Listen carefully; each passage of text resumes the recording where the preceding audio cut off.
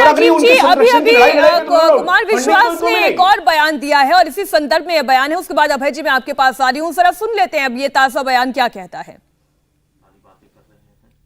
देखिए, उनकी दो विशेषताएं हैं और दो चीजों में वो बहुत माहिर हैं।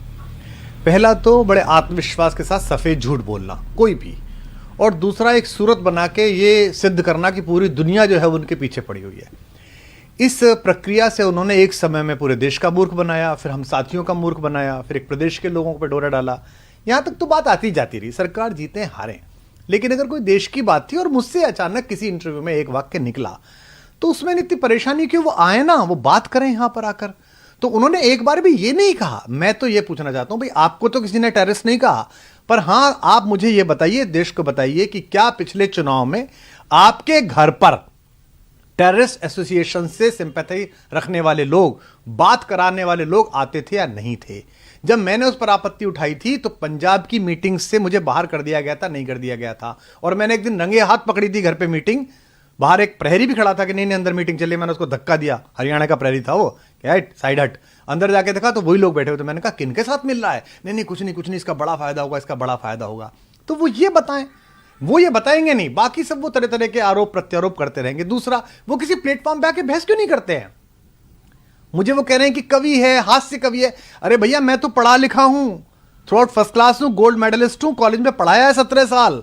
तुम तो एक ऐसे हास्य कलाकार को लिए घूम रहे हो जिसपे 10वीं 12वीं भी 3 बार में हुई है। तो तुम तो कल वो कोई गड़बड़ कर देगा तो तुम तो कह दोगे वो तो हास्य व्यंग के आदमी है, वो तो हास्य कलाकार है, मैं क्या करूं? देश का मुद्दा है। और कहते हैं जी राहुल गांधी और मोदी जी एक सुर में बोल रहे हैं। राहुल गांधी और मोदी जी एक दूसरे के खिलाफ चुनाव में भीषण वार प्रहार करते हैं, ठीक है जी, खूब एक दूसरे के राजनीतिक दुश्मन है, लेकिन कम से कम उन दो लोगों में, उन दो पार्टियों में यह तमीज तो है कि राष्ट्रीय अखंडता के मामले में एक हो जाएं। राहुल गांधी अपने पिता, अपनी दादी को इसी राष्ट्रीय अखंडता के मुद्दों पे खो चुके हैं, इसी पंजाब में बलि चढ़ चुकी है। प्रधानमंत्री कश्मीर से लेकर कन्याकुमारी तक भारत का संविधान इकसार कर चुके हैं। तो वो चुनाव में तो लड़ रहे हैं, वो कहां बनना चाह रहे हैं? भारत में मुख्यमंत्री, भारत में प्रधानमंत्री। तुम्हारा तो प्लान, तुम्हारे मुंह से निकलती कैसे हैं बातें, बोलते कैसे हो? और आखिरी बात मैं कहना चाहता हूं आपके माध्यम से, मैं उसे चुनौती देता हूं। मैं यहां बैठ के कह रहा हूं, आम आदमी पार्टी का फाउंडर, संस्थापक, इस देश को तोड़ने वाली किसी भी चीज के खिलाफ मैं खून की आखिरी बूंद तक लड़ूंगा। वो ये कह दे कि मैं खालिस्तान के खिलाफ लड़ूंगा, वो ये कह दे कि मैं खालिस्तानियों के खिलाफ लड़ूंगा, एक खालिस्तानी पनपने नहीं दूंगा, दिल्ली में नहीं पनपने दूंगा, किसी राज्य में नहीं पनपने दूंगा। खालिस्तान मेरे खून की आखिरी बूंद के बाद भी साकार नहीं हो पाएगा, ऐसा बोल दे। एक बार बोलेगे ना, क्या चुनाव करता है? इतनी बात कहने में क्या दिक्कत है कि मैं खालिस्तान के खिलाफ हूं? मैं कह रहा हूं मेरे खिलाफ तो प्रोपेगेंडा आपने वैश्विक करा दिया, पंजाब में चुटकुले कवि सम्मेलनों के वायरल करवा दिए, पर अब जब ये लोगों को बात पता चली कि तुम्हारा बेसिक इंटेंशन क्या है, तो कह रहे नहीं मैं तो ऐसा हूं और मेरे पीछे पड़ गए। ये विक्टिम कार्ड बहुत खेल लिया, मैं तो गरीब आदमी हूं, मैं तो फला आदमी हूं।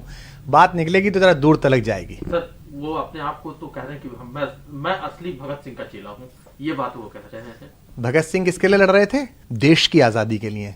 तो इसका मतलब ये अलग देश की आजादी के लिए लड़ रहा है? बताए क्या? कम से कम भगत सिंह के नाम को कलंकित मत करे। खैर, ये राजनीतिक बातें ज्यादा नहीं होनी चाहिए, मुझे इतना ही कहना था। बहुत धन्यवाद। एक सवाल है सिर्फ, चूंकि मैंने आम आदमी पार्टी के कई इंडिया टीवी हर वक्त हर जगह डाउनलोड करने के लिए सर्च करें India TV news Google play store या ऐप स्टोर पर।